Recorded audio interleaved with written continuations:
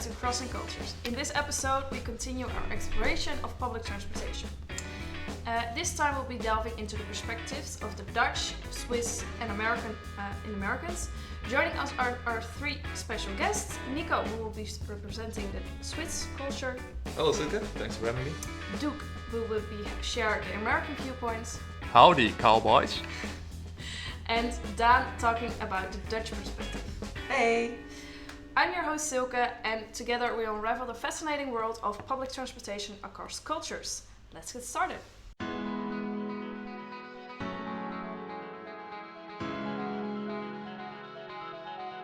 Nico, in Switzerland, public transportation is highly regarded for its efficiency and reliability.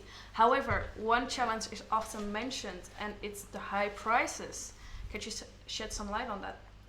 Yeah, absolutely. I mean, it is true. Public transportation in Switzerland is extremely expensive, especially compared to other countries. But you also need to take into consideration that it's one of the most punctual, one of the most reliable in the world. Mm-hmm. It's pretty clean, it's pretty safe, so it basically has everything you want to have from public transportation, which also sort of justifies the prices. I mean, it's good service, but also comes at a high price. Yeah, and at what prices should we think of? Let me give you an example. There's this general train card that you can buy, which sort of allows you to go wherever you want and whenever you want, so use every public transportation there is, and that thing costs you around 4,000 Swiss francs per year. That's a lot. It is, especially if you put it into perspective. Like the basic income in Switzerland is around 6,000 Swiss francs.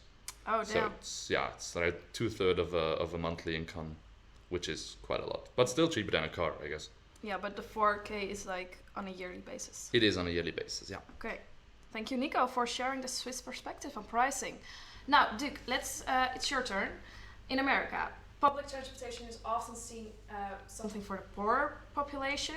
Can you elaborate on that? Certainly. In the United States, there is a common perception that public transportation is primarily used by those with lower incomes. This belief is partly shaped by the historical development of cities where the infrastructure was designed around private cars.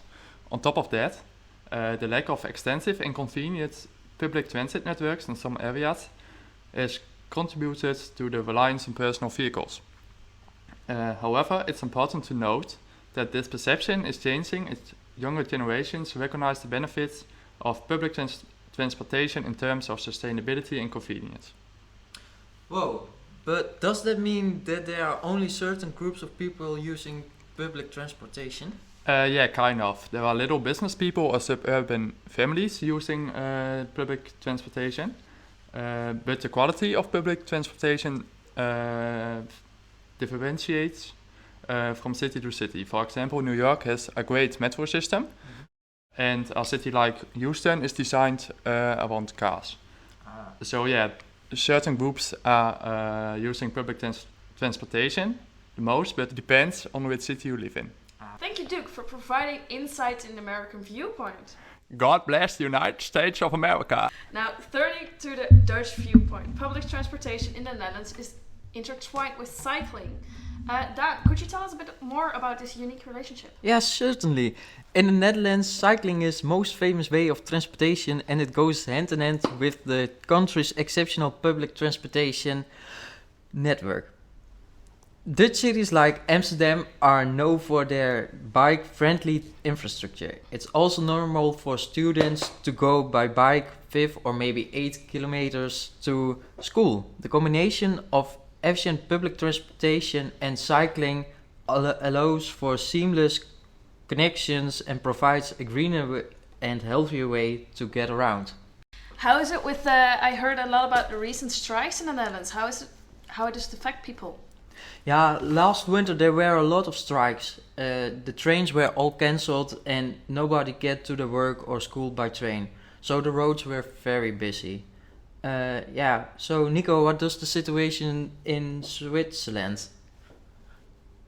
Well, thankfully we don't really have strikes at the moment, which is mainly because our public transportation system is owned by the government, and therefore people who work there are also employed by the government, and this is kind of a very good situation that you can be yourself in, because if you're employed by the government, you usually have quite high social standards and also a quite nice salary, so it's not really a problem. If we struggle with something, then it's that there's not enough people working for those companies. So we're like having troubles of not finding people who ride the train and stuff like that. Okay, fascinating. It's really it really sets the Netherlands apart how the cycling is integrated with public transportation. And now as we compare these perspectives, it's clear that public transportation plays various roles in different cultures. Duke, what do you think we can learn from these diverse perspectives? The United States of America can learn a lot from the EU, but it's facing its own unique challenges like suburbanization. It will be important to provide better public transportation for in the future to become more sustainable. Oh, nice. Well, thank you all for joining us and sharing your insights. We've gained a deeper understanding of public transportation across cultures, I think. Thank you very much. Thank you.